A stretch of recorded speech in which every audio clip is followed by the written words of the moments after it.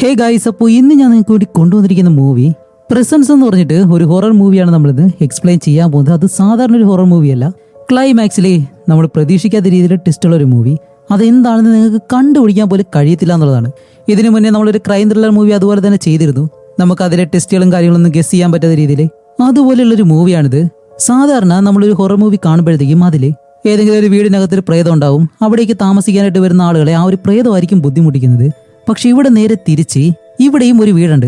ആ ഒരു വീട്ടിലേക്ക് താമസിക്കാനായിട്ട് വരുന്ന ആളുകളെ ഈ ഒരു പ്രേതം ഒന്നും ചെയ്യുന്നില്ല. പകരം ആ ഒരു കുടുംബത്തിലുള്ളവര് ഈ ഒരു വീടിനകത്ത് ചെയ്യുന്ന കാര്യങ്ങളാണ് ഈ ഒരു പ്രേതം വാച്ച് ചെയ്യുന്നത്. പക്ഷെ അവസാനം നമ്മൾ പ്രതീക്ഷിക്കാത്ത ഒരു ട്വിസ്റ്റ് ഉണ്ട്. അതെന്താണെന്ന് നിങ്ങൾ ഈ ഒരു മൂവി കണ്ടു തന്നെ മനസ്സിലാക്കുക. പിന്നെ ഒരു കാര്യം കൂടി, ഞാനിപ്പോൾ ഈ ഒരു വീഡിയോ എക്സ്പ്ലെയിൻ ചെയ്യുമ്പോഴത്തേക്കും എന്തെങ്കിലും മിസ്റ്റേക്ക് ഉണ്ടെങ്കിൽ ഞാൻ സ്ക്രിപ്റ്റ് എഴുതി വെച്ചിട്ടുള്ള ഒരിക്കലും വീഡിയോ ചെയ്യുന്നത് ലൈവായിട്ട് മാത്രമാണ്. അപ്പോൾ ആ ഒരു കാര്യം നിങ്ങൾ മനസ്സിലാക്കുമെന്ന് വിശ്വസിക്കുന്നു. അപ്പോൾ ഇനി എന്തായാലും നമുക്ക് നേരെ സ്റ്റോറിയിലേക്ക് പോവാം. ഈ ഒരു കഥയുടെ തുടക്കത്തിലെ ആൾതാമസമില്ലാത്ത ഒരു വീടാണ് കാണിക്കുന്നത്. ആൾതാമസമില്ലാത്ത വീടെന്ന് പറയുമ്പോഴത്തേക്കും അതിനകത്ത് ഫർണിച്ചർ, ചെയർ, കട്ടില് ഇങ്ങനെയുള്ള ഒരു കാര്യങ്ങളും ഇല്ല. കാലിയായിട്ടുള്ള ഒരു വീട്. ഇപ്പൊ ആ ഒരു വീടിനകത്ത് ആരോ ചുറ്റി നടക്കുന്നത് പോലെ ആ ഒരു വീടിന്റെ പല ഭാഗങ്ങളും നമുക്കിപ്പോ കാണിച്ചു തരുന്നുണ്ട്. കുറച്ച് കഴിയുമ്പോഴത്തേക്കാണ് നമുക്ക് മനസ്സിലാവുന്നത് സത്യത്തില് അതിനുള്ളിൽ എന്തോ ഒരു പ്രസൻസ് ഉണ്ട്. അത് സാധാരണ ഒരു പ്രസൻസ് അല്ല, അതൊരു ആത്മാവിന്റെ പ്രസൻസ് ആണ്. അങ്ങനെയാണെങ്കിൽ ഈ ഒരു വീടിനകത്തുള്ളത് ഒരു മരിച്ച ആളുടെ ആത്മാവാണ്. അങ്ങനെ ഈ ഒരു ആത്മാവായാലും വീടിനകത്തെല്ലാം ഇങ്ങനെ ചുറ്റി നടന്ന അവസാനം അടുത്ത ദിവസം കാണിക്കുമ്പോഴത്തേക്കാണ് ഈ ഒരു വീടിന് വലിയൊരു കാർ വന്ന് നിൽക്കുന്നു. അതിനകത്ത് നിന്ന് ഒരു കുടുംബം വീട്ടിലേക്ക് ഇറങ്ങിയിട്ട് ഈ ഒരു വീടിനകത്തേക്ക് കയറി വരികയാണ്. അപ്പൊ എന്തായാലും ഈ ഒരു ഫാമിലി ഈ ഒരു വീട് വാങ്ങിക്കാനായിട്ടാണ് വന്നിട്ടുള്ളത്. ഒരച്ഛനമ്മ, അവർക്ക് 2 മക്കള്. അതിൽ ആ ഒരു പയ്യന്റെ പേര് ടൈലർ, ആ ഒരു പെൺകുട്ടിയുടെ പേരാണെങ്കിൽ ക്ലോയി.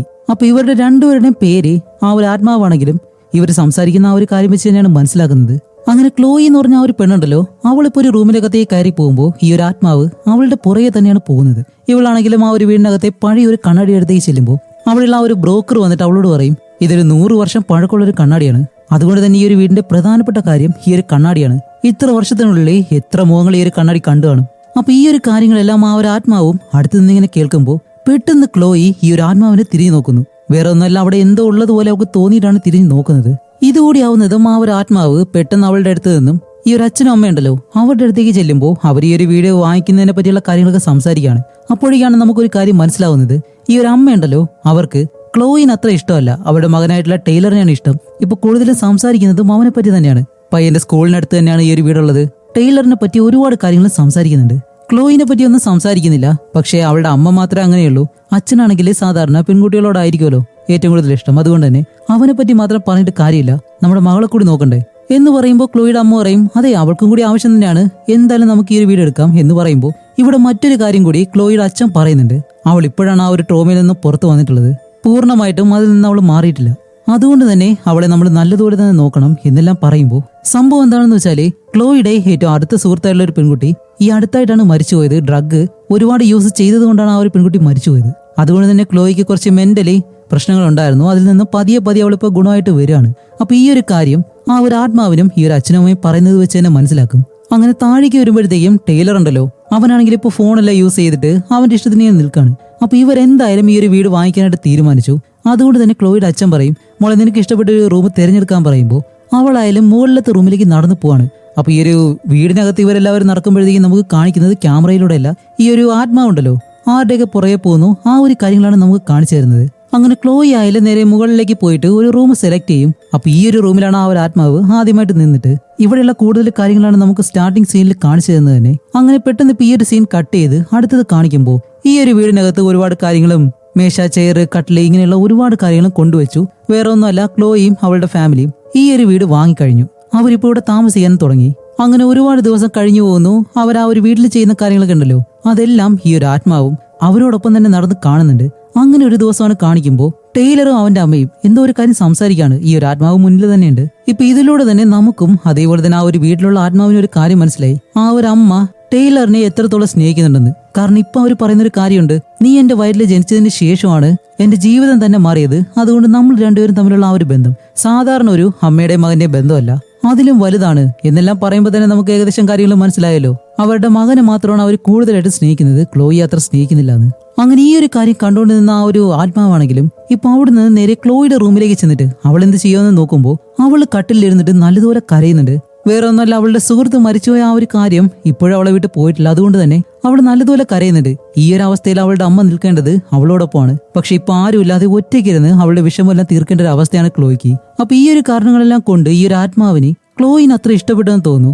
അതുപോലെ രാത്രിയിൽ അവൾ ഉറങ്ങി കിടക്കുമ്പോഴത്തേക്കും ആ ഒരു ആത്മാവ് അവളെ തൊടുന്നത് പോലെ പെട്ടെന്ന് അവൾക്കത് ഫീൽ ആയിട്ട് എഴുന്നേറ്റ് നോക്കുമ്പോൾ ഒന്നും കാണുന്നില്ല. അതുപോലെ ഈ ഒരു വീട്ടിൽ വന്ന സമയം മുതൽ തന്നെ ഈ വീടിനകത്ത് എന്തോ ഒരു പ്രസൻസ് ഉണ്ടെന്നുള്ള കാര്യം ക്ലോയ്ക്ക് മനസ്സിലാവുന്നത് പോലെ അവൾ അത് ഫീൽ ചെയ്യുന്നുണ്ട്. അങ്ങനെ ക്ലോയി ആയാലും എഴുന്നേൽക്കുമ്പോഴത്തേക്കും ആ ഒരു ആത്മാവ് ഇപ്പൊ അവിടെയുള്ള കബോർഡിലേക്ക് കയറി പേടിച്ചിങ്ങനെ നിൽക്കാണ്. ക്ലോയി ആയാലും പതിയെ അതിന് വെളിയിലേക്ക് വന്നിട്ട് നാദിയ എന്നിങ്ങനെ വിളിക്കുന്നുണ്ട്. നാദിയ വേറെ ആരുമല്ല, ക്ലോയിയുടെ മരിച്ചുപോയ ആ ഒരു സുഹൃത്തുണ്ടല്ലോ അവളാണ്.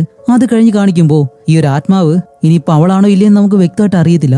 ഈ ഒരു വീട്ടിൽ വന്ന ആ ഒരു സമയം മുതൽ ഈ ഒരു ആത്മാവ് ക്ലോയിയുടെ പുറകെ തന്നെയാണെന്ന് പറഞ്ഞിരുന്നല്ലോ. എങ്ങനെയാണെന്ന് വെച്ചാൽ ക്ലോയി കുളിക്കാനായിട്ട് പോകുമ്പോഴത്തേക്കും അവൾ വായിച്ചിരുന്ന ആ ഒരു ബുക്കെല്ലാം നല്ലതുപോലെ മടക്കി വെച്ച് അത് എടുത്തുകൊണ്ട് വന്ന് ടേബിളിൽ അടുക്കി വെക്കുക, ഇതുപോലെ പല കാര്യങ്ങൾ ചെയ്യുക. ഇപ്പൊ ക്ലോയി ആയാലും കുളിച്ചിട്ട് ബെഡിൽ വെച്ചിരുന്ന ആ ഒരു ബുക്ക് കാണാനായിട്ട് വരുമ്പോ അത് അവിടെ ഇല്ലാതെ മേശപ്പുറത്തിരിക്കുമ്പോഴത്തേക്ക് എങ്ങനെയുണ്ടാവും, നല്ലതുപോലെ പേടിച്ചു പോകത്തില്ലേ. അപ്പൊ ഇതെല്ലാം കാരണം തന്നെ നമ്മുടെ ക്ലോയി ഇപ്പൊ വിശ്വസിക്കുന്നത് തന്റെ കൂടെയുള്ളത് നാദിയയുടെ. അതുകൊണ്ട് തന്നെ തന്റെ അച്ഛനും അമ്മയോട് ഈ ഒരു കാര്യം അവൾ പറയത്തില്ല. കാരണം തന്റെ സുഹൃത്ത് തന്നെ എന്ത് ചെയ്യാനാണ്. ഇപ്പൊ താഴെ കിച്ചണിൽ കാണിക്കുമ്പോൾ ക്ലോയിയുടെ അച്ഛൻ അവരുടെ അമ്മയോട് പറയുന്നുണ്ട്, നമുക്ക് എന്തായാലും ക്ലോയെ ഒന്ന് ഡ്രഗ് ടെസ്റ്റ് എടുത്ത് നോക്കാം, അതുമല്ല അവളെ ഇനിയും നമ്മൾ സമാധാനിപ്പിക്കണം എന്നെല്ലാം പറയുമ്പോൾ വേറെ ഒന്നുമല്ല, അവളുടെ സുഹൃത്തായാലും ഈ ഒരു ഡ്രഗ് യൂസ് ചെയ്തിട്ടാണല്ലോ മരിച്ചുപോയത്. ആ ഒരു പേടി കാരണമാണ് ഇവരിങ്ങനെ പറയുന്നത്. അപ്പോഴായാലും ക്ലോയിയുടെ അമ്മ അതൊന്നും വലിയ കാര്യമാക്കാത്ത രീതിയിൽ സാധാരണ രീതിയിൽ തന്നെ സംസാരിക്കുകയാണ്. ഇത് നോക്ക്, നാദിയ എന്ന് പറഞ്ഞ ആ ഒരു പെൺകുട്ടി 12 വയസ്സിൽ അധികമായിട്ട് ഡ്രഗ് യൂസ് ചെയ്തുകൊണ്ടാണ് മരിച്ചുപോയത്. നമ്മുടെ മാൾ അങ്ങനെയല്ല, അതുകൊണ്ട് നമ്മൾ അവളെ നല്ലതുപോലെ ശ്രദ്ധിച്ചാൽ മാത്രം മതി എന്ന് പറയുമ്പോൾ ഇതിന് മുന്നേയും 2 കുട്ടികൾ ഇതുപോലെ ഡ്രഗ് യൂസ് ചെയ്തിട്ട് മരിച്ചുപോയി. ആ ഒരു പേടി ഈ ഒരു അച്ഛനുണ്ട്. പക്ഷെ ആ ഒരു അമ്മയ്ക്കാണെങ്കിലോ അതിന്റെ ഒരു ടെൻഷൻ പോലും ഇല്ല. അങ്ങനെ ഈ ഒരു കാര്യങ്ങളെല്ലാം നമ്മുടെ ആ ഒരു ആത്മാവ് ഇവിടെ നിന്ന് കേട്ടതിന് ശേഷം പിന്നെ അടുത്ത സീനിൽ കാണിക്കുമ്പോൾ ക്ലോയിയുടെ റൂമിൽ നിന്നാണ് ആ ഒരു ആത്മാവ് കാണുന്നത്. ക്ലോയി ആണെങ്കിലും തന്റെ ബെഡിൽ കിടക്കുന്നു. ആ ഒരു സമയത്താണ് വെളിയിൽ നിന്ന് ആരോ വരുന്നത് പോലെ കാണിക്കുമ്പോഴത്തേക്കും ടൈലറിന് ഒരു പുതിയ സുഹൃത്തിനെ കിട്ടി. ആ ഒരു ഫ്രണ്ടിന്റെ പേര് റയാൻ എന്നാണ്. ഇപ്പോൾ റയാനെ ആയാലും ക്ലോയ്ക്ക് കൊണ്ടുവന്ന് പരിചയപ്പെടുത്തി കൊടുക്കാണ്. അപ്പൊ പുതിയൊരാൾ വീട്ടിലേക്ക് വന്നതുകൊണ്ട് ഈ ഒരു ആത്മാവ് അവരുടെ പിറകെ ചെല്ലുമ്പോൾ ആ ഒരു പയ്യനാണെങ്കിലോ നല്ല സ്വഭാവം നല്ലതെന്ന് തോന്നുന്നു. സിഗരറ്റ് വലിക്കാന്നെല്ലാം പറയുമ്പോഴത്തേക്കും എന്തായാലും വീടിന് വെളിയില് ഇതിനകത്തൊന്നും നടക്കത്തില്ല എന്ന് അവൻ പറയുന്നുണ്ട്. അതുകൊണ്ട് തന്നെ ഈ ഒരു ആത്മാവിന് ആ ഒരു പയ്യനെ ഒട്ടും ഇഷ്ടപ്പെടുന്നില്ല. ഇപ്പൊ ക്ലോയിനെ നോക്കാൻ വേണ്ടി ആ ഒരു ആത്മാവ് വീണ്ടും ക്ലോയിയുടെ മുറിയിലേക്ക് വരുമ്പോഴത്തേക്കും അവിടെയാണ് മറ്റൊരു കാര്യം. ക്ലോയ്ക്ക് എന്തോ ആ ഒരു പയ്യനെ ഇഷ്ടപ്പെട്ടെന്ന് തോന്നുന്നു. എന്തോ ഒരു ഇൻട്രസ്റ്റ് ആ ഒരു പയ്യനോട് അവൾക്ക് തോന്നിയിട്ടുണ്ട്. കാരണം ക്ലോയി ഒരു ടീനേജർ പെൺകുട്ടിയാണ്. അതേപോലെ തന്നെ ഇപ്പൊ അവളുടെ അവസ്ഥ എന്താണെന്ന് അറിയാലോ. ഈ ഒരു അവസ്ഥയിൽ അവൾക്ക് എന്തായാലും നല്ലൊരു സുഹൃത്തിനെ വേണം. അതുകൊണ്ട് ആ ഒരു സന്തോഷം ക്ലോയ്ക്കുണ്ട്. പക്ഷെ ഈ ഒരു ആത്മാവിന് എന്തായാലും അത് കണ്ടിട്ട് സന്തോഷപ്പെടാൻ കഴിയുന്നില്ല. അതുകൊണ്ട് തന്നെ ആ ഒരു പയ്യനെ നോക്കാതിരിക്കാൻ വേണ്ടി ഈ ഒരു ആത്മാവ് ക്ലോയിയുടെ റൂമിൽ ആ ഒരു ഡോർ ഉണ്ടല്ലോ അത് പതിയെ ഇങ്ങനെ അടയ്ക്കുന്നുണ്ട്. ക്ലോയി ആണെങ്കിൽ ഇതൊന്നും ശ്രദ്ധിക്കുന്നില്ല. അത് കഴിഞ്ഞ് വീണ്ടും അടുത്ത ദിവസം ആവുന്നു. ഇതിലെല്ലാം ഈ ഒരു ആത്മാവ് ഓരോ റൂമുകളിലും ഓരോരുത്തരുടെ അടുത്തേക്ക് ചെന്നിട്ട് അവരെന്താണ് ചെയ്യുന്നതെല്ലാം നോക്കുമ്പോൾ ക്ലോയിയുടെ അച്ഛന് അവളുടെ അമ്മയോട് ജീവിക്കാനായിട്ട് വലിയ താല്പര്യമില്ലാത്തതുപോലെയാണ് ആ ഒരു ആത്മാവിനെ കാണുമ്പോൾ തോന്നുന്നത്. കാരണം അവരുടെ സംസാരവും രീതികളെല്ലാം അങ്ങനെയാണ്. അതുമല്ല ക്ലോയിയെ നല്ലതുപോലെ ശ്രദ്ധിക്കണമെന്ന് അവളുടെ അമ്മയോട് പറയുമ്പോഴത്തേക്കും അവരാണെങ്കിലും എപ്പോഴും ജോലി എന്നും പറഞ്ഞ് നടക്കാണ്. ഒരവസരത്തിലെ ഡിവോഴ്സിന് വരെ വക്കീലിനെ വിളിച്ച് സംസാരിക്കുന്നുണ്ട്. അതും ഈ ഒരു ആത്മാവ് മാത്രമേ കാണുന്നുള്ളൂ. അങ്ങനെ വീണ്ടും ദിവസങ്ങൾ കഴിഞ്ഞു പോകുമ്പോൾ ഒരു ദിവസം ഈ ഒരു അച്ഛനും അമ്മയും വീട്ടിലില്ല. അതേപോലെ തന്നെ ടൈലറും വീട്ടിലില്ല. ഇപ്പോഴാണ് കാണിക്കുമ്പോൾ ക്ലോയി വീടിനകത്തേക്ക് റയാൻ എന്ന് പറഞ്ഞ ആ ഒരു പയ്യനെ കൂട്ടിയിട്ട് വരുന്നു. അത് ഈ ഒരു ആത്മാവ് കാണുന്നുണ്ട്. അതുമല്ല ക്ലോയിയുടെ പെരുമാറ്റത്തിലാണെങ്കിലും ഒരുപാട് മാറ്റം സംഭവിച്ചിട്ടുണ്ട്. വീടിനകത്തേക്ക് വന്ന ഉടനെ തന്നെ അവനെ മദ്യമെല്ലാം ഒഴിച്ചു കൊടുക്കുന്നു. പക്ഷെ അവനാണെങ്കിലോ വേണ്ടാന്നാണ് പറയുന്നത്. പക്ഷെ ക്ലോയി അത് കുടിച്ചിട്ട് ഇപ്പോ റയാനെ വിളിച്ച് അവന്റെ റൂമിലേക്ക് വന്ന് അവളുടെ റൂം ഇങ്ങനെ കാണിച്ചു കൊടുക്കാണ്. അപ്പൊ ഇവിടെ എന്താ സംഭവിക്കുന്ന അറിയാൻ വേണ്ടി ആ ഒരു ആത്മാവ് റൂമിലേക്ക് വന്ന് നോക്കുമ്പോൾ റയാനായാലും റൂമെല്ലാം നല്ലതുപോലെ നോക്കി നാദിയ എന്ന് പറഞ്ഞ ഒരു പെൺകുട്ടി ഉണ്ടല്ലോ അവളുടെ ഫോട്ടോ എല്ലാം കണ്ടിട്ട് ഓ ഇതാണല്ലേ നാദിയ, അല്ല നിനക്ക് അവളെ അറിയോ? അപ്പോൾ റയാൻ പറയുമില്ല, ഒരു പാർട്ടിയിൽ വെച്ചെങ്ങാണ്ട് കണ്ടു, അല്ലാതെ എനിക്ക് അറിയത്തില്ല എന്ന് പറഞ്ഞിട്ട് പതിയെ സംസാരിച്ച് അവളുടെ അടുത്തായിട്ട് തന്നെ ഒന്ന് കിടക്കാണ്. എന്നിട്ട് ഇപ്പൊ ക്ലോയിയോട് പറയുന്നുണ്ട്, നിന്റെ മനസ്സിൽ എന്തെങ്കിലും വിഷമമുണ്ടെങ്കിൽ അതെല്ലാം എന്നോട് തുറന്നു പറഞ്ഞു, നിനക്കതൊരു നല്ല സമാധാനമായിരിക്കും എന്നെല്ലാം പറയുമ്പോഴത്തേക്കും ഈ ഒരു കാര്യത്തിലാണ് ഈ ഒരു പെൺകുട്ടികളെല്ലാം അല്ലാതെ തന്നെ വീഴുന്നത്. ഓക്കെ, ആ ഒരു വിഷയം വേറെയാണ്, നമുക്ക് പിന്നീട് സംസാരിക്കും. ഇപ്പൊ അതുപോലെ തന്നെ നിന്റെ സുഹൃത്ത് മരിച്ച ആ ഒരു കാര്യം, ആ ഒരു വിഷമമെല്ലാം നീ എന്നോട് പറയുമ്പോൾ അത് വല്ലാത്തൊരു അവസ്ഥയാണ്. നമുക്കത്രയും വേണ്ടപ്പെട്ട ഒരാള് നമ്മളിൽ നിന്ന് ഇല്ലാണ്ടായി പോകുമ്പോഴത്തേക്കും അതിന്റെ വിഷമം ഒരിക്കലും സഹിക്കാൻ കഴിയത്തില്ല എന്നെല്ലാം അവളുടെ ഉള്ളിലുള്ള എല്ലാ കാര്യങ്ങളും റയാനോട് ഇങ്ങനെ പറഞ്ഞുകൊണ്ടിരിക്കും. അപ്പോഴേക്കും ഈ ഒരു ആത്മാവായാലും അവരുടെ അടുത്ത് നിന്ന് തന്നെയാണ് ഇത് കാണുന്നത്. ക്ലോയിയുടെ അടുത്തേക്ക് ചെല്ലുമ്പോഴത്തേക്കും ആ ഒരു പ്രസൻസ് ക്ലോയ്ക്ക് ഇപ്പോൾ മനസ്സിലായിട്ട് പെട്ടെന്ന് എഴുന്നേറ്റ് നാദിയ ഇവിടെ തന്നെയുണ്ട് എന്ന് പറഞ്ഞ് എഴുന്നേൽക്കുമ്പോൾ റയാൻ പെട്ടെന്ന് പേടിച്ചു പോകും. കാരണം ഇങ്ങനൊരു കാര്യം കേൾക്കുമ്പോഴത്തേക്ക് ഞാൻ പേടിച്ചു പോകുമല്ലോ. അപ്പൊ ക്ലോയി വിചാരിക്കും, ഷടാ ഇവള് പറയുന്നത് കേട്ട് ഇനി ഇവൾക്ക് ഭ്രാന്തുണ്ടെന്ന് അവൻ വിചാരിച്ചു കഴിഞ്ഞാല് അതുകൊണ്ട് അവൾ പെട്ടെന്ന് റയാനെ കിസ് ചെയ്യാണ്. അപ്പൊ ഈ ഒരു കാര്യം തന്നെയാണ് റയാനും പ്രതീക്ഷിച്ചതെന്ന് തോന്നുന്നു. രണ്ടുപേരും പെട്ടെന്ന് തന്നെ റൊമാൻറ്റിക് ആയിട്ടിരിക്കാൻ തുടങ്ങും. ആ ഒരു സമയത്ത് ഈ ആത്മാവിന് ഇത് എന്തായാലും സഹിക്കാൻ കഴിയുന്നില്ല. ആ ഒരു ആത്മാവ് പെട്ടെന്ന് തിരിഞ്ഞ ആ ഒരു കബോർഡിലുള്ള എല്ലാ കാര്യങ്ങളും അങ്ങനെ അനക്കി താഴെ കിടന്നതും ഇത് കണ്ട് രണ്ടുപേരും പേടിച്ചെങ്കിൽ എഴുന്നേൽക്കും. അപ്പോൾ റിയാൻ കണ്ടിട്ട് പറയും ഇതെന്തായാലും സ്ക്രൂ എല്ലാം അഴിഞ്ഞു വീണതായിരിക്കും എന്ന് പറയുമ്പോൾ ക്ലോയ്ക്ക് അറിയാം ഇത് നാദിയ ചെയ്തതാണെന്ന്. ആ ഒരു രീതിയിലാണ് അവള് വിശ്വസിക്കുന്നത്. അങ്ങനെ ക്ലോയി ആയാലും പതിയെ അടുത്തേക്ക് വന്നിട്ട് എന്താണെന്നറിയാൻ വേണ്ടി ഇങ്ങനെ നിൽക്കുമ്പോ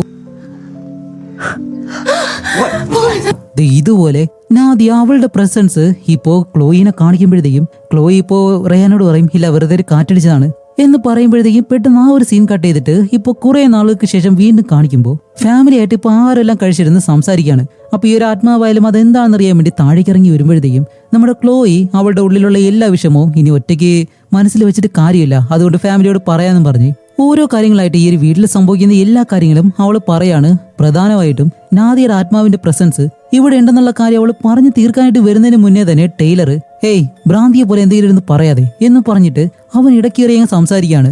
നിന്റെ ഭ്രാന്തും അതേപോലെ തന്നെ നിന്റെ ആ ഒരു ഫ്രണ്ടും ആ ഒരു കാര്യം നീ അതിന്റെ ഉള്ളിൽ വെച്ചിരുന്നാൽ മതി, ഇവിടെ വന്ന് വെറുതെ സംസാരിക്കണ്ട. അതുമല്ല ആ ഒരു സ്കൂളിലാണെങ്കിലോ നീ എന്നെ നാണം കെടുത്തി, ഇവിടെ വന്നിട്ട് ഒരിക്കലും എന്നെ നാണം കെടുത്തരുത്. റിയാൻ ഈ സ്കൂളിൽ കുറച്ച് ഫേമസ് ആയിട്ടുള്ള ഒരു പയ്യനാണ്, അവനായിട്ടാണ് ഇങ്ങോട്ട് വന്ന് എന്റെ ഫ്രണ്ട് ആയത്, അതുകൊണ്ട് പ്ലീസ് എന്നെ നാണം കെടുത്തരുത് എന്നുള്ള രീതിയിൽ അവൻ പറയുന്നുണ്ട്. അപ്പൊ ഇതെല്ലാം കേട്ടിട്ട് ക്ലോയുടെ അച്ഛൻ മാത്രമാണ് അവരെ സമാധാനിപ്പിക്കാൻ ശ്രമിക്കുന്നത്. പക്ഷെ ഈ ഒരു അമ്മ ഒന്നും മിണ്ടാതെ അങ്ങനെ ഇരിക്കുകയാണ്. അങ്ങനെ ഈ ഒരു ദേഷ്യത്തില് ടൈലർ അവിടെ നിന്ന് എഴുന്നേറ്റ് പോകുമ്പോഴത്തേക്കും ഇപ്പൊ ഒരു കാര്യം ഇപ്പൊ അവളുടെ ഉള്ളിലുള്ള ഒരു വിഷമം പറയാൻ പോലും അവളെ കൊണ്ട് കഴിയുന്നില്ല എന്നാണ്. അങ്ങനെ കുറച്ച് കഴിയുമ്പോൾ തന്നെ എല്ലാവരും സമാധാനമായിട്ട് ടൈലറിന്റെ അച്ഛൻ നേരെ അവന്റെ അടുത്തേക്ക് വന്ന് ക്ലോയിയോട് മാപ്പ് പറയാനെല്ലാം പറയുന്നുണ്ട്. അപ്പൊ അവൻ പറയും ഓ ഇത്രയും ഭ്രാന്ത് അവള് പറഞ്ഞിട്ട് ഇനി അവളോടൊപ്പം പോയിട്ട് ഞാൻ മാപ്പും കൂടി പറയണം. അച്ഛൻ ഈ ഒരു കാര്യം കേൾക്ക്, എന്തായാലും അവളെ ഡ്രഗ് ടെസ്റ്റ് ചെയ്യണം, കാരണം ഈ ഒരു ഡ്രഗ് എല്ലാം എടുക്കുമ്പോഴത്തേക്കാണ് ഇതുപോലെയുള്ള ഭ്രാന്തുകളെല്ലാം ഇങ്ങനെ പറഞ്ഞുകൊണ്ടിരിക്കുന്നത്. അപ്പൊ ഇത് കേൾക്കുന്ന ടൈലറിന്റെ അച്ഛൻ പറയും ടൈലർ നിനക്ക് ആകെ ഉള്ളത് നിന്റെ സഹോദരി മാത്രമാണ്, നീ എന്തായാലും അവൾക്ക് നല്ലൊരു സഹോദരനായിരിക്കും, ഇത് നീ മനസ്സിലാക്കിയാൽ മതി എന്നും പറഞ്ഞിട്ട് അയാൾ നേരെ മുകളിലേക്ക് കയറി പോകുന്നു. അങ്ങനെ കുറച്ചു കഴിഞ്ഞ് വീണ്ടും ഈ ഫാമിലി ആയിട്ട് എല്ലാവരും സംസാരിച്ചിരിക്കുന്നതാണ് നമ്മൾ കാണുന്നത്. ടൈലർ അവന്റെ സ്കൂളിൽ നടന്ന എന്തോ ഒരു കാര്യം അവന്റെ അമ്മയോട് പറയുമ്പോഴത്തേക്കും അത് അത്ര ഇൻട്രസ്റ്റോടെയാണ് കേട്ടുകൊണ്ടിരിക്കുന്നത്. പക്ഷേ ക്ലോയി അടുത്തിരുന്നിട്ട് പോലും അവളെ മൈൻഡ് പോലും ചെയ്യുന്നില്ല. അപ്പൊ ഈ ഒരു കാര്യവും ആ ഒരു ആത്മാവ് കാണുകയാണ്. ക്ലോയി അവിടെ വിഷമിച്ചിങ്ങനെ ഇരിക്കുന്നു. അപ്പോൾ ടൈലർ പറയുന്ന കഥ എന്താണെന്ന് വെച്ചാല് ഇതുപോലെ സ്കൂളിൽ ഏതോ ഒരു സുന്ദരിയായിട്ടുള്ള പെൺകുട്ടിയെ ഇവരെല്ലാവരും കൂടി ചേർന്ന് പ്രാങ്ക് ചെയ്തു എന്നും പറഞ്ഞിട്ട് അതും ഏതോ ഒരു ഗ്ലാമറുള്ള പയ്യൻ അവൾക്ക് മെസ്സേജ് അയച്ചതുപോലെ ഇതുപോലെ സ്കൂളിലുള്ള ഒരു ഭാഗത്തേക്ക് വരാൻ പറഞ്ഞിട്ട് ഈ ഒരു ഡ്രസ്സ് ഇടണം എന്നെല്ലാം പറഞ്ഞ് ആ ഒരു പെൺകുട്ടി അവിടെ വരുമ്പോഴത്തേക്കും മൊത്തം സ്കൂളിലുള്ള എല്ലാവരെയും കൊണ്ടുവന്ന് എന്നുള്ള രീതിയിലാണ് ആ ഒരു കഥ പറയുന്നത്. ഇത് കേൾക്കുന്ന അവന്റെ അമ്മയാണെങ്കിലോ നല്ല ഹാപ്പി ആയിട്ട് ഇതെല്ലാം കേട്ടിരിക്കുന്നു. അപ്പൊ ഇതെല്ലാം കേട്ടുകൊണ്ട് നിന്ന് അവന്റെ അച്ഛൻ പെട്ടെന്ന് ചോദിക്കും ഓക്കെ ആ ഒരു പെൺകുട്ടിയുടെ ഫോട്ടോ എല്ലാം വാങ്ങിയെന്ന് പറഞ്ഞാൽ അത് മിസ്യൂസ് ചെയ്തില്ലല്ലോ എന്ന് ചോദിക്കുമ്പോൾ ടൈലർ പറയും ഹേയ് ഇല്ല അങ്ങനെയൊന്നും ചെയ്തില്ല എന്ന് പറയുമ്പോൾ ഈ ഒരു സമയത്ത് തന്നെ നമ്മുടെ ക്ലോയി പെട്ടെന്ന് ഫോൺ എടുത്തിട്ട് പിന്നെ എങ്ങനെ ഈ ഒരു ഫോട്ടോ ഇന്റർനെറ്റിൽ വന്നു എന്ന് പറഞ്ഞ ആ ഒരു പെൺകുട്ടിയുടെ ഫോട്ടോ എടുത്ത് കാണിക്കുന്നതും. അപ്പൊ ഈ ഒരു കാര്യം കൂടി ആകുമ്പോഴത്തേക്കും ഫാമിലി മൊത്തമായിട്ട് ഷോക്കായിപ്പോയി.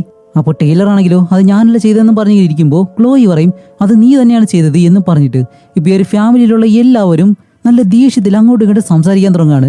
ഇത് കണ്ടുകൊണ്ട് നിന്ന ആ ഒരു ആത്മാവുണ്ടല്ലോ അത് പെട്ടെന്ന് നേരെ മുകളിലത്തെ ആ ഒരു മുറിയിലേക്ക് പോയിട്ട് അവിടെയുള്ള എല്ലാ കാര്യങ്ങളും താഴേക്കിനെ തള്ളിവിടുന്നു. ഇപ്പൊ ഈ ഒരു ആത്മാവിന്റെ ഇത് കണ്ടിട്ട് എന്ത് ദേഷ്യമാണ് ഉണ്ടായതെന്ന് നമുക്കറിയത്തില്ല. അതുപോലെ ടൈലറിന്റെ മുറിയിൽ വന്നിട്ടാണ് എല്ലാ കാര്യങ്ങളും താഴേക്ക് തള്ളിയിടുന്നത്. അപ്പൊ ഈ ഒരു ശബ്ദമെല്ലാം കേട്ട് ഈ ഒരു ഫാമിലി മൊത്തമായിട്ട് അവിടേക്ക് വന്നു. ഇത്രയും നാളും നമ്മുടെ ക്ലോയി പറഞ്ഞ കാര്യം അവർ വിശ്വസിച്ചിരുന്നില്ല. പക്ഷെ ഇപ്പൊ ഇത് നേരിട്ട് കണ്ടപ്പോൾ എല്ലാവർക്കും വിശ്വാസമായി ഈ വീടിനകത്ത് എന്തോ ഒരു പ്രസൻസ് ഉണ്ടെന്ന്. അത് കഴിഞ്ഞിട്ട് കാണിക്കുമ്പോൾ ഇവരെല്ലാവരും ഇപ്പോ ബാൽക്കണിയിൽ വന്ന് നിൽക്കാണ്. വീടെല്ലാം ലോക്ക് ചെയ്തിട്ട്, കാരണം ഇവർക്ക് വീടിനകത്തേക്ക് കയറാനായിട്ട് നല്ല പേടിയുണ്ട്. അപ്പോഴേക്കാണ് നമ്മുടെ ക്ലോയി പറയുന്നത് അത് നാദിയാണ്, എനിക്കത് ഫീൽ ചെയ്യാൻ കഴിയുമെന്ന് പറയുമ്പോൾ ടൈലർ ഇപ്പോഴും അവളെ വെറുതെ കളിയായിക്കൊണ്ടിരിക്കുകയാണ്. പക്ഷേ നമ്മുടെ ക്ലോയി പറയുന്നതെല്ലാം വിശ്വസിക്കുന്നത് അവളുടെ അച്ഛൻ മാത്രമാണ്.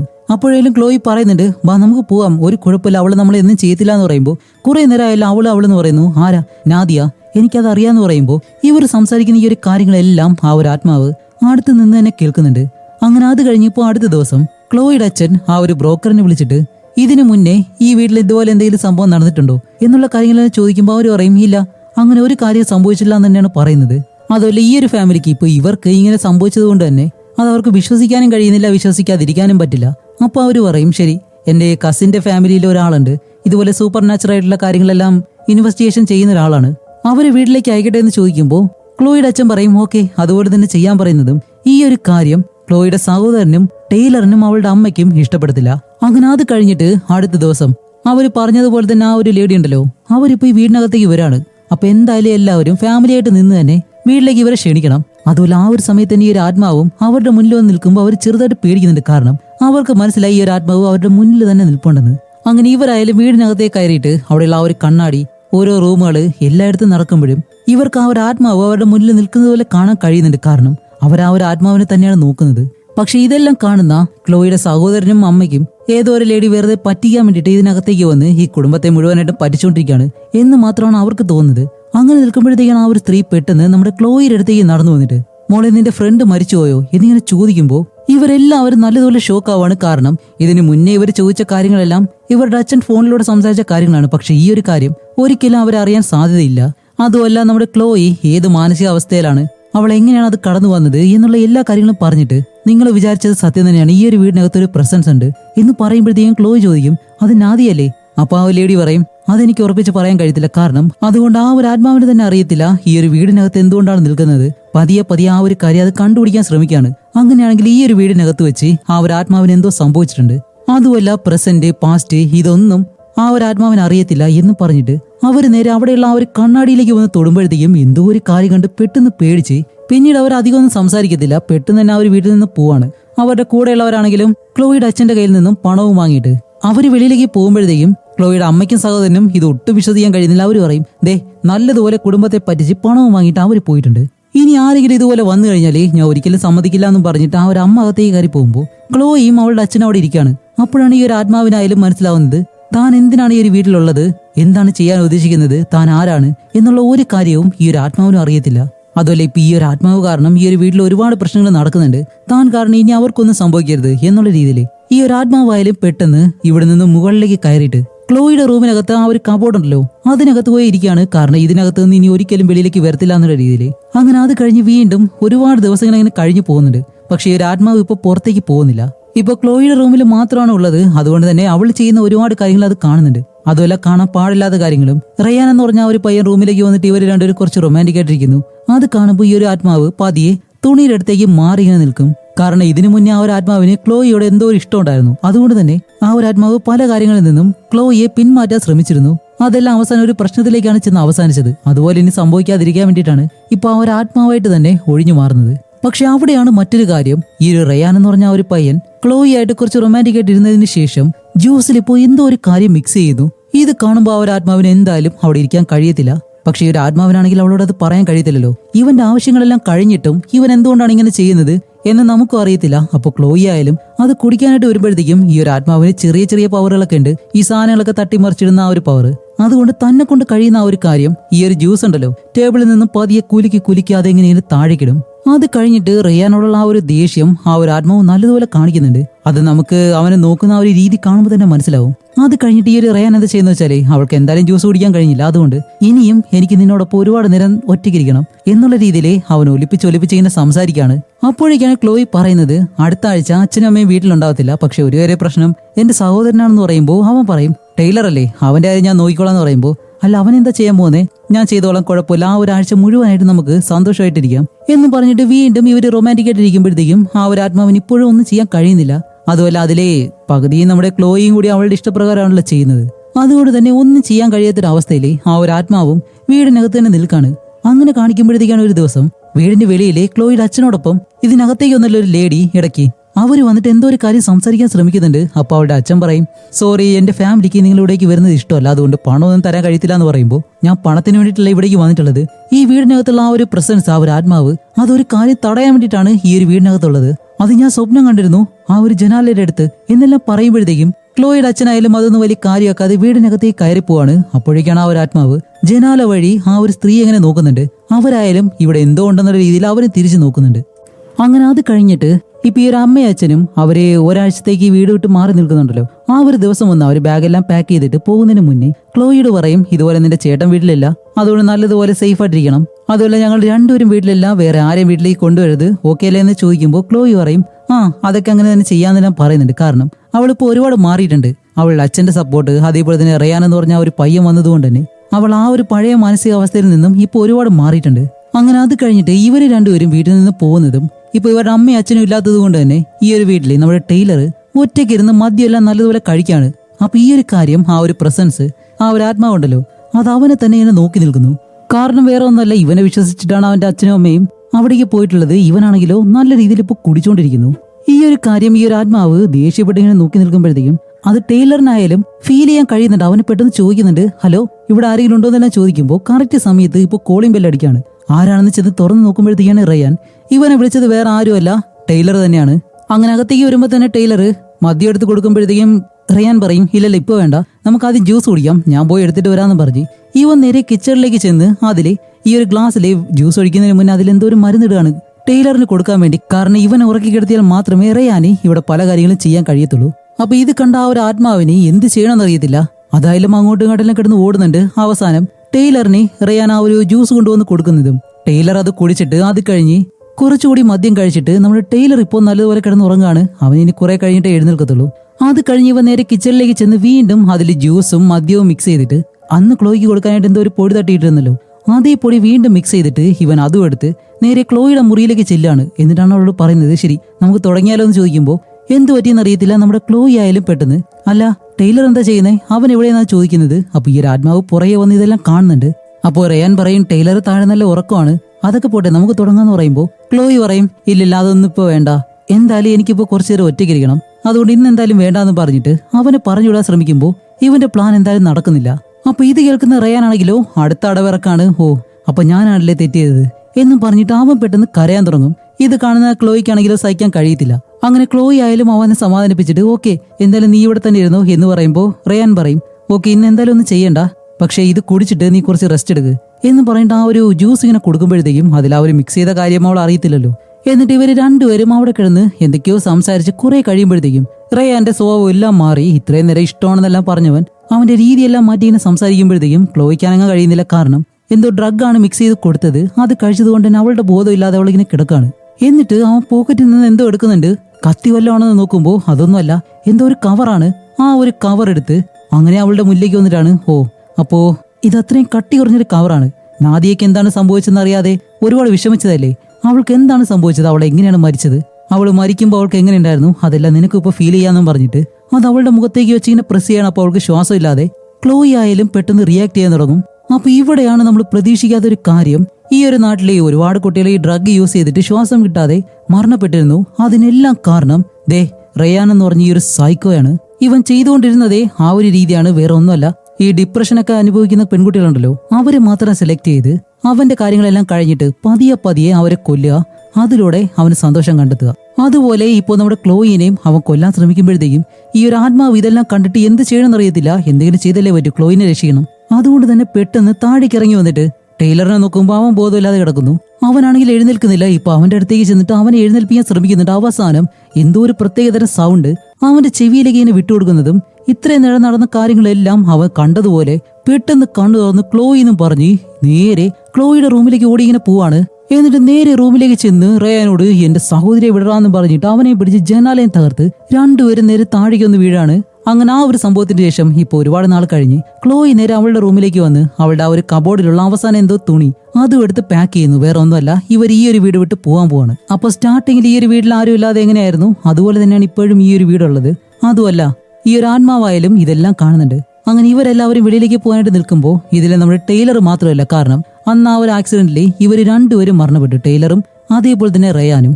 അപ്പൊ ക്ലോയി ആയാലും നേരെ അവളുടെ അമ്മയുടെ അടുത്തേക്ക് ചെന്നിട്ട് പോവാന്ന് പറയുമ്പോൾ കുറച്ചു നേരം ഞാൻ നിന്നിട്ട് വരട്ടെ എന്ന് പറഞ്ഞ് അങ്ങനെ ആ ഒരു അമ്മയായാലും പതിയെ ഓരോ റൂമായിട്ട് ഇങ്ങനെ നടന്ന് അവസാനം ആ ഒരു കണ്ണാടിയുള്ള മുറി ഉണ്ടല്ലോ അവിടേക്ക് ചെന്ന് ആ ഒരു കണ്ണാടിയിലേക്ക് നോക്കുന്നതും ഇവിടെയാണ് ഒരു ട്വിസ്റ്റ്. ആ ഒരു കണ്ണാടിക്കകത്ത് നിൽക്കുന്നത് ടൈലർ അവനെ കാണുന്നതും അവന്റെ അമ്മ പെട്ടെന്ന് അലറി വിളിച്ച് കരയാൻ തുടങ്ങുമ്പോഴത്തേക്കും വേറെ ഒന്നുമല്ല, സ്റ്റാർട്ടിങ് മുതൽ ഈ ഒരു വീട്ടിലുണ്ടായിരുന്ന ആ ഒരു ആത്മാവുണ്ടല്ലോ അത് ടൈലറിന്റെ ആത്മാവായിരുന്നു. തന്റെ സഹോദരിയെ രക്ഷിക്കാൻ വേണ്ടിയിട്ടാണ് ഇത്രയും നാളും ആ ഒരു ആത്മാവ് വീട്ടിലുണ്ടായിരുന്നത്. അപ്പൊ തന്നെ ടൈലറിന്റെ അമ്മ പറയുന്നുണ്ട് നിന്നെ രക്ഷിക്കാൻ വേണ്ടിയിട്ടാണ് അവന്റെ ആത്മാവ് ഈ ഒരു വീട്ടിലുണ്ടായിരുന്നത് എന്നെല്ലാം പറഞ്ഞ് കരയുമ്പോഴത്തേക്കും ഇത്രയും നാൾ അവൻ ഈ ഒരു വീട് വിട്ട് വെളിയിലേക്ക് പോകാൻ കഴിയത്തില്ലായിരുന്നു. പക്ഷെ ഈ ഒരു സംഭവം നടന്നതിന് ശേഷം അവന്റെ ആത്മാവ് വീടിന് വെളിയിലേക്ക് ഇങ്ങനെ വരികയാണ്. എന്നിട്ട് പതിയെ മുകളിലേക്ക് ഇങ്ങനെ പൊങ്ങിപ്പോകുന്നതും ഈ ഒരു മൂവിയും ഇവിടെ വെച്ച് അവസാനിക്കുകയാണ്. ഇപ്പൊ ടൈലറിന്റെ ആത്മാവ് ഈ സ്റ്റാർട്ടിങ് മുതൽ തന്നെ ഈ വീടിനകത്ത് ഉണ്ടാവണമെന്നുണ്ടെങ്കിൽ അവ ആദ്യം തന്നെ മരിച്ചുകൊണ്ട് പിന്നെ എങ്ങനെ അവനുള്ള സീനുകളെല്ലാം നമുക്ക് കാണിച്ചു തരും എന്നുള്ള സംശയം നിങ്ങൾക്ക് ഉണ്ടാവും. ഇപ്പൊ അതിനു വേണ്ടിയിട്ടുള്ള കറക്റ്റ് ഉള്ളൊരു കാര്യം ഈ ഒരു മൂവിയിൽ നമുക്ക് പറഞ്ഞു തരുന്നില്ല. അതുപോലെ ഇതിലൊരു സീനിൽ ആ ഒരു ലേഡി പറയുന്നുണ്ട് ഈ ഒരു ആത്മാവിന് പ്രസന്റോ പാസ്റ്റോ ഇങ്ങനെയൊന്നും ഇല്ലാന്ന്.